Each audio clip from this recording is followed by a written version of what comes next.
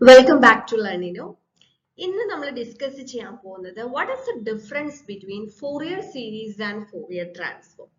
നമ്മൾ DSP-ൽ അല്ലെങ്കിൽ സിഗ്നൽസിലൊക്കെ Fourier series, Fourier transform ഒക്കെ നമ്മൾ ചെയ്യാറുണ്ട്. അപ്പൊ ഇത് തമ്മിൽ എന്താ ഡിഫറൻസ്? ഏത് ടൈപ്പ് ഓഫ് സിഗ്നൽസിനാണ് നമ്മൾ Fourier transform ചെയ്യുന്നത് അല്ലെങ്കിൽ ഏതിലാണ് നമ്മൾ Fourier സീരീസിൽ റെപ്രസെന്റ് ചെയ്യുന്നത് എന്നുള്ളതൊക്കെ നമുക്ക് നോക്കാം. Okay, fine.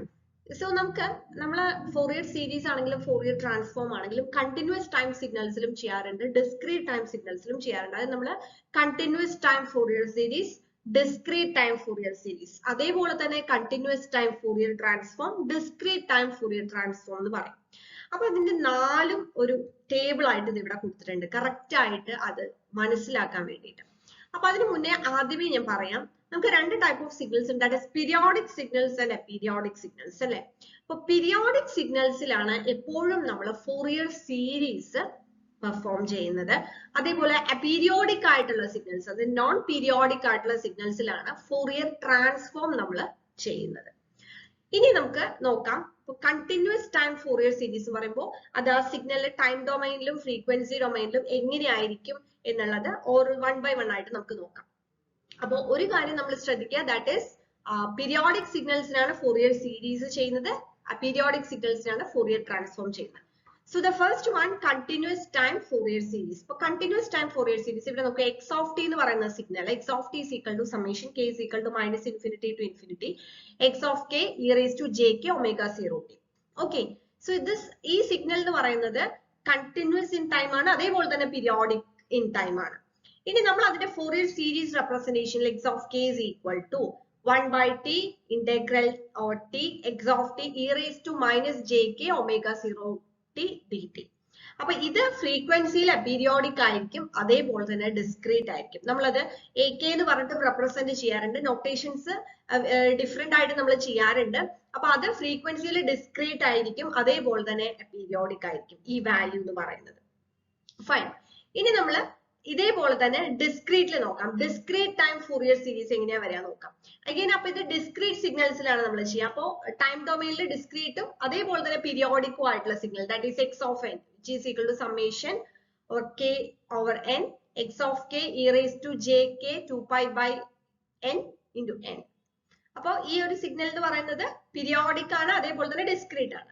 അപ്പൊ അതിന്റെ നമ്മൾ ഡിസ്ക്രീറ്റ് ടൈം ഫോറിയർ സീരീസ് എന്ന് പറയുമ്പോൾ x of k is equal to 1 by n summation n over n x of n e raised to minus jk 2 pi by n into n എന്ന് വരും. അപ്പൊ ഇത് എങ്ങനെയാണ്? ഇൻ ഫ്രീക്വൻസി ഡിസ്ക്രീറ്റ് ആയിരിക്കും, അതേപോലെ തന്നെ പീരിയോഡിക്കും ആയിരിക്കും. ഫൈൻ. ഇനി നമുക്ക് ഫോറിയർ ട്രാൻസ്ഫോം നോക്കാം. Fourier transform first continuous time Fourier transform. അപ്പൊ ഇവിടെ നമ്മൾ പറഞ്ഞു ഇത് പീരിയോഡിക് ആയിട്ടുള്ള സിഗ്നൽസിനാണ്, അതിൽ കണ്ടിന്യൂസ് സിഗ്നൽ അപ്പൊ x of t is equal to 1 by 2 pi integral minus infinity to infinity x of j omega e raise to j omega t d omega. ഇനി അതിന്റെ ട്രാൻസ്ഫോം എന്തായിരിക്കും? എക്സ് ഓഫ് ജെ ഒമേഗ എന്ന് പറയുന്നത് integral minus infinity to infinity x of t into e raise to minus j omega t d t. അപ്പൊ ഈ signal frequency ഡൊമൈനിൽ, അതായത് നമ്മൾ ട്രാൻസ്ഫോം എടുത്തു കഴിഞ്ഞാൽ കണ്ടിന്യൂസ് ആയിരിക്കും, ബട്ട് പീരിയോഡിക് ഇൻ ഫ്രീക്വൻസി ആയിരിക്കും. ക്ലിയർ? ഇനി നമ്മൾ next discrete time Fourier transform എടുത്തു കഴിഞ്ഞാൽ, ഡിസ്ക്രീറ്റ് ടൈം ഫോറിയർ ട്രാൻസ്ഫോം എന്ന് പറയുന്നത് ഡിസ്ക്രീറ്റ് സിഗ്നലിന് അപീരിയോഡിക് ആയിട്ടുള്ള സിഗ്നലിനാണ്. That is x of n is equal to 1 by 2 pi integral 2 pi x of e raised to j omega and e raised to j omega and d omega എന്നുള്ള സിഗ്നലിന്റെ Fourier transform എന്താ പറയുക? X of e raise to j omega is equal to summation n equal to minus infinity to infinity x of n e raise to minus j omega എന്ന് വരും. അപ്പൊ ഇവിടെ ഈ ഒരു സിഗ്നൽ എന്ന് പറയുന്നത് ഫ്രീക്വൻസിയിൽ എങ്ങനെയായിരിക്കും? പീരിയോഡിക് ആയിരിക്കും, അതേപോലെ തന്നെ കണ്ടിന്യൂസ് ആയിരിക്കും. അപ്പൊ ഇതിൽ നിന്ന് നമുക്ക് ഒരു കാര്യം കൂടെ മനസ്സിലാക്കാം, നമ്മൾ ഫോറിയർ സീരീസ് എടുക്കുന്ന സമയത്ത് ഫ്രീക്വൻസിയിൽ എപ്പോഴും അത് ഡിസ്ക്രീറ്റ് ആയിരിക്കും, ഫോറിയർ ട്രാൻസ്ഫോം എടുക്കുമ്പോൾ ഇൻ ഫ്രീക്വൻസി ഡൊമൈൻ അത് കണ്ടിന്യൂസ് ആയിരിക്കും. അങ്ങനെയുള്ള കുറെ പാരാമീറ്റേഴ്സ് നമുക്ക് ഇതിനകത്ത് നിന്ന് മനസ്സിലാക്കാം. ഓക്കെ, അപ്പൊ നമ്മൾ എപ്പോഴും ഈ ട്രാൻസ്ഫോം എന്ന് പറഞ്ഞാൽ നമുക്ക് ടൈം ഡൊമൈനും ഉണ്ട്, ഫ്രീക്വൻസി ഡൊമൈനും ഉണ്ട്. അപ്പൊ ഈ time domain to frequency domain കൺവേർഷനിലാണ് നമ്മൾ മെയിൻ ആയിട്ട് ഈ ട്രാൻസ്ഫോംസ് യൂസ് ചെയ്യുന്നത്. അപ്പൊ അത് കറക്റ്റ് ആയിട്ട് നമ്മൾ പീരിയോഡിക് സിഗ്നൽസിന് ഏതാണ്, അപീരിയോഡിക് സിഗ്നൽസിന് ഏതാണെന്നും, അതേപോലെ തന്നെ നമ്മൾ ട്രാൻസ്ഫോം എടുക്കുന്ന സമയത്ത് അത് ഫ്രീക്വൻസിയിൽ പീരിയോഡിക് ആയിരിക്കുമോ അപീരിയോഡിക് ആയിരിക്കുമോ എന്നുള്ള കാര്യങ്ങളൊക്കെ മനസ്സിലാക്കാൻ വേണ്ടിയിട്ടാണ് ഇങ്ങനെ ഒരു ടേബിൾ തന്നത്. കറക്റ്റ് ആയിട്ട് അതിന്റെ ഒരു ഡിഫറൻസ് മനസ്സിലാക്കി തന്നെ നമ്മൾ പഠിക്കണം, എങ്കിലേ നമ്മൾ ഈ ചെയ്യുന്ന ചെയ്യുന്ന കാര്യങ്ങൾ കൃത്യമായിട്ട് നമുക്ക് എന്തിനാണ് അത് ചെയ്യുന്നത്, എന്തിനാണ് ട്രാൻസ്ഫോം ചെയ്യുന്നത്, എന്തിനാണ് ഫോറിയർ സീരീസിൽ നമ്മൾ റെപ്രസെന്റ് ചെയ്യുന്നത് സിഗ്നലിനെ എന്നുള്ളത് മനസ്സിലാവുള്ളൂ. സോ ഇത് ക്ലിയർ ആയെന്ന് വിചാരിക്കുന്നു. എന്തെങ്കിലും ഡൗട്ട് ഉണ്ടെങ്കിൽ നിങ്ങൾക്ക് ചോദിക്കാം. And thanks for watching.